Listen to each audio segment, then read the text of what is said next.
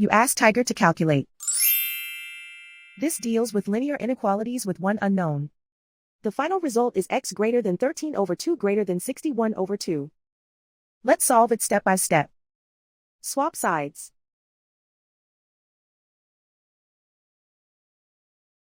Group all constants on the right side of the inequality. Add 1 to both sides.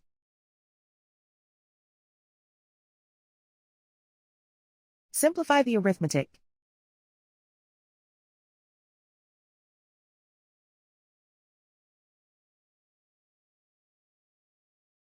Isolate the x. Divide both sides by 2.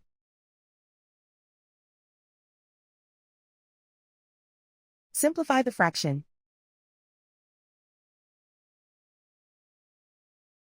Plot the solution on a coordinate grid.